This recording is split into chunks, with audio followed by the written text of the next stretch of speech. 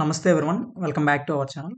Friends, మనం ఈ వీడియోలో మన భారతదేశంలో ఉండే పిఎస్యూస్‌కి వాటికిచ్చే రత్న స్టేటస్ గురించి అయితే తెలుసుకుందాం. మీరు ఎప్పుడైనా మహారత్న, మినీరత్న, నవరత్న అని కంపెనీస్ నేమ్స్ అయితే వినుంటారు. సో, అసలు ఈ రత్న స్టేటస్ అంటే ఏంటి? పిఎస్యూస్ ఏంటి? పిఎస్యూస్ ఎలా స్టార్ట్ అయ్యాయి? ఇలా మిగతా డీటెయిల్స్ అన్నీ మనం అయితే ఈ వీడియోలో అయితే తెలుసుకుందాం. సో, వీడియోని అయితే స్కిప్ చేయకుండా ఎండ్ వరకు చూడండి. ముందుగా ఈ పిఎస్యూస్ అనే కంపెనీస్ ఏవైతే ఉన్నాయో, ఈ కంపెనీస్‌లో సెంట్రల్ గవర్నమెంట్‌కి లేదా స్టేట్ గవర్నమెంట్‌కి మినిమమ్ 51% ఆర్ 51% కంటే ఎక్కువ వాటా అయితే కలిగి ఉంటుంది. ఈ పిఎస్యూస్‌లో సెంట్రల్ గవర్నమెంట్ పిఎస్యూస్ ఉంటాయి. అలానే స్టేట్ గవర్నమెంట్ పిఎస్యూస్ ఉంటాయి.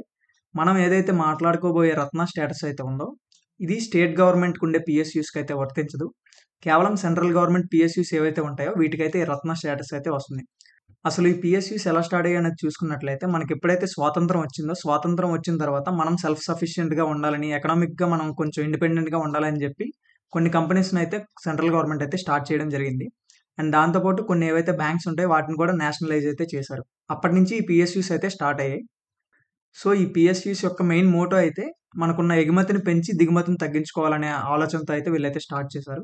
ఆ తర్వాత 1997లో ఒక 9 కంపెనీలు తీసుకొని వీటిల్ని నవరత్న అని అయితే పెట్టారు. ఆ తర్వాత ఏం జరిగిందంటే 2010లో మహారత్న స్టేటస్‌ని కూడా తీసుకొచ్చారు. మనం హైరార్కీ చూసుకున్నట్లయితే మినీరత్న 2 నుంచి మహారత్న వరకైతే కంపెనీస్ అయితే ఒక్కొక్క స్టేజ్ దాటుకుంటూ వెళ్తాయన్నమాట. ఇప్పుడు చెప్పేవన్నీ సెంట్రల్ గవర్నమెంట్ పిఎస్యూస్‌కి మాత్రమే వర్తిస్తాయి. ఏవైతే పిఎస్యూస్ 3 సంవత్సరాలు వరుసగా లాభంలో ఉండి నెట్ వర్త్ పాజిటివ్‌లో ఉంటుందో వీటిల్ని మినీరత్న 2లో అయితే పెడతారు. దాని తర్వాత మినీరత్న 1కి రావాలంటే 3 సంవత్సరాల లాభంతో పాటు ఏదో ఒక సంవత్సరంలో 30,00,00,000 లాభం అయితే ఉండాలి. అండ్ అలానే నెట్ వర్త్ కూడా పాజిటివ్‌గా ఉండాలి. సో, అప్పుడు ఈ కంపెనీస్ అయితే మినీరత్న 1 కేటగిరీలోకి అయితే వస్తాయి. అండ్ తర్వాత స్టేజ్ వచ్చేసరికి నవరత్న. ఏదైనా ఒక కంపెనీకి నవరత్న స్టేటస్ రావాలంటే అది ముందుగా మినీరత్న 1లో అయితే ఉండాలి. అండ్ దాంతో పాటు ఔట్ ఆఫ్ 100 60 స్కోర్ అయితే రావాల్సుంటుంది.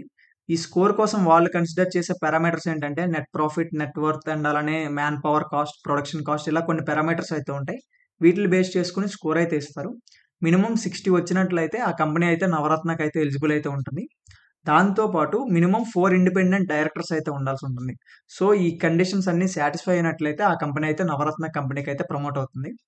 అండ్ దాని తర్వాత చూసుకున్నట్లయితే మనకి మహారత్న. ఏదైనా ఒక కంపెనీ మహారత్న అవ్వాలంటే ముందుగా ఆ కంపెనీ నవరత్న అయ్యుండాలి. అండ్ దాంతో పాటు సెబీ నియమాల ప్రకారం అయితే మినిమమ్ కొంత పబ్లిక్ షేర్ హోల్డింగ్ ఉండి స్టాక్ మార్కెట్‌లో అయితే లిస్ట్ అవ్వాల్సుంటుంది. 3 సంవత్సరాలు యావరేజ్‌గా 25,000,00,00,000 టర్నోవర్ అయితే ఉండాలి. దాంతో పాటు 3 సంవత్సరాలు యావరేజ్‌గా 10,000,00,00,000 నెట్ వర్త్ అయితే ఉండాలి. అండ్ అలానే 3 సంవత్సరాలు యావరేజ్‌గా 2,500,00,00,000 నెట్ ప్రాఫిట్ అయితే ఉండాలి. అండ్ అలానే ఆఖరిగా చూసుకున్నట్లయితే గ్లోబల్ ప్రెజెన్స్ అయితే ఈ కంపెనీస్‌కైతే ఉండాలి. ఈ కండిషన్స్ అన్నీ సాటిస్ఫై అయినట్లయితే ఈ కంపెనీస్ అయితే మహారత్నకైతే వస్తాయి. సో, ఇప్పుడు మహారత్న గాని, మినీరత్న గాని, నవరత్న గాని వీటికి రావడం వల్ల యూజ్ ఏంటని అయితే డౌట్ అయితే మనకుంటుంది. ఏదైనా ఒక పిఎస్‌యు మినీరత్న 2 స్టేటస్ తెచ్చుకున్నట్లయితే గవర్నమెంట్ పర్మిషన్ లేకుండా 300,00,00,000 వరకు లేదంటే ఆ కంపెనీ యొక్క నెట్ వర్త్ ఏదైతే ఉంటుందో అందులో 50% వరకైతే ఎందులో అయినా ఇన్వెస్ట్ చేయొచ్చు. సో, దీనికోసం గవర్నమెంట్ పర్మిషన్స్ కోసం తిరగాల్సిన పని లేదు. వాళ్ళు ఇండిపెండెంట్‌గా వాళ్ళైతే ఇన్వెస్ట్ చేయొచ్చు. మినీరత్న 1 కంపెనీస్ చూసుకున్నట్లయితే ఈ కంపెనీస్ అయితే 500,00,00,000 వరకైతే పెట్టుబడి పెట్టొచ్చు. లేదంటే ఆ కంపెనీ నెట్ వర్త్ ఎంతైతే ఉంటుందో అంతవరకు పెట్టుబడి అయితే పెట్టొచ్చు. అండ్ తర్వాత నవరత్న అండ్ మినీరత్నకైతే కొన్ని ఎక్కువ బెనిఫిట్స్ అయితే ఉంటాయి. అండ్ నవరత్న వచ్చేసరికి 1,000,00,00,000 వరకు పెట్టుబడి పెట్టొచ్చు. ఆ కంపెనీ యొక్క నెట్ వర్త్ ఏదైతే ఉంటుందో అందులో 15% వరకు ఒక ప్రాజెక్ట్‌లో అయితే పెట్టొచ్చు. లేదంటే 30% వరకు ఒక పూర్తి సంవత్సరంలో అయితే వాళ్ళైతే పెట్టుబడి పెట్టొచ్చు. అండ్ అలానే మహారత్న చూసుకున్నట్లయితే 5,000,00,00,000 వరకైతే వాళ్ళు పెట్టుబడి పెట్టొచ్చు. లేదా ఆ కంపెనీ యొక్క నెట్ వర్త్ ఏదైతే ఉంటుందో అందులో 15% వరకైతే పెట్టుబడి పెట్టొచ్చు. దీనివల్ల సింపుల్‌గా వాళ్ళకి యూజ్ ఏంటంటే వాళ్ళ యొక్క ఏదైతే బిజినెస్ ఉందో దాన్నయితే సింపుల్‌గా ఎక్స్‌పాండ్ చేసుకోవచ్చు. గవర్నమెంట్ పర్మిషన్స్ కోసం తిరగాల్సిన పని లేదు. అండ్ దాంతో పాటు ఎప్పుడైతే కంపెనీస్‌కి రత్న స్టేటస్ వస్తుందో ఆ కంపెనీస్‌కి కొంచెం ఎక్స్‌పోజర్ బాగా పెరుగుతుంది. మంచి మంచి పెట్టుబడులు కూడా బయట నుంచి వస్తాయి. అండ్ అలానే ప్రపంచవ్యాప్తంగా వాళ్ళు మార్కెట్‌లో అయితే పోటీ పడొచ్చు. అండ్ తర్వాత ఇలాంటి కంపెనీస్‌లో ఇలాంటి పెద్ద పెద్ద కంపెనీస్‌లో మనం వర్క్ చేయాలంటే మనకు ఉండాల్సిన క్వాలిఫికేషన్ ఏంటి? అండ్ అలానే మనకి ఏవైతే ఎంట్రన్స్ ఎగ్జామ్స్ ఉంటాయో అవి ఏంటనేది తెలుసుకుందాం. మోస్ట్‌లీ జనరలైజ్డ్‌గా చెప్తాను నేను. ఇప్పుడు అంటే పర్టిక్యులర్‌గా స్పెసిఫిక్ రోల్‌కనేమి చెప్పట్లేదు. జనరలైజ్డ్‌గా అయితే బ్యాచిలర్స్ డిగ్రీ లేదంటే మాస్టర్స్ డిగ్రీ అయితే అవసరం ఉంటుంది. మోస్ట్‌లీ బ్యాచిలర్స్ డిగ్రీకి చాలా వేకెన్సీస్ అయితే ఉంటాయి. కొన్ని కొన్ని స్పెసిఫిక్ రోల్స్‌కి మాత్రం మాస్టర్స్ డిగ్రీ అనేదైతే కావాల్సుంటుంది. డిఫరెంట్ డిఫరెంట్ డొమైన్స్ నుంచి అయితే రిక్రూట్ చేసుకుంటారు. లైక్ ఇంజినీరింగ్, మేనేజ్మెంట్, ఫైనాన్స్ ఇలా అయితే రిక్రూట్ అయితే చేసుకుంటారు. ఏజ్ వచ్చేసరికి జనరలైజ్డ్ ఏజ్ వచ్చేసరికి 21-30 అయితే ఉంటుంది.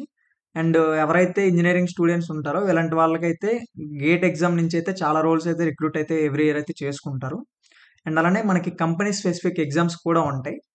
ఎవరైతే మేనేజ్మెంట్ స్టూడెంట్స్ ఉన్నారో వాళ్ళకి క్యాట్, మ్యాట్, ఎక్స్ఏటీ ఇలాంటి ఎగ్జామ్స్ నుంచి కూడా రిక్రూట్మెంట్ అయితే జరుగుతుంది.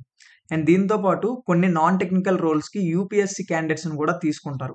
సో, ఇప్పుడు చెప్పిన ఎలిజిబిలిటీ కేవలం జనరలైజ్డ్‌గా చెప్పాను. స్పెసిఫిక్‌గా company to company and Miniratna, Maharatna బట్టి మీకైతే చేంజ్ అవుతుంటాయి. అండ్ నార్మల్‌గా ఒక యావరేజ్ స్టార్టింగ్ సాలరీ చూసుకున్నట్లయితే 4,00,000 టు 8,00,000 పర్ యానమ్ అయితే మీకైతే ఉంటాయి. సో, ఇది అనమాట ఈ వీడియో అయితే కంప్లీట్‌గా డీటెయిల్స్ అయితే ఎక్స్‌ప్లెయిన్ చేశాననుకుంటున్నాను. అసలు ఈ మినీరత్న, మహారత్న, నవరత్న అంటే ఏంటి? అండ్ అలానే ఈ కంపెనీస్‌లోకి ఎలా వెళ్ళాలి? ఏంటి మనకి ఎలిజిబిలిటీ క్రైటీరియా ఏంటనేది చెప్పాను. స్పెసిఫిక్‌గా ఇంకేదైనా స్పెసిఫిక్‌గా ఒక పర్టిక్యులర్ కంపెనీ రిలేటెడ్ ఏమైనా చేయాలంటే మీకు ఏదైతే కింద కామెంట్ అయితే చేయండి. నేను ట్రై చేస్తాను వీడియోస్ చేయడానికి. సో, ఇది ఈ వీడియో అయితే గైస్. మళ్ళీ ఇంకో వీడియోతో మళ్ళీ కలుద్దాం. అంతవరకు సెలవు. జై హింద్.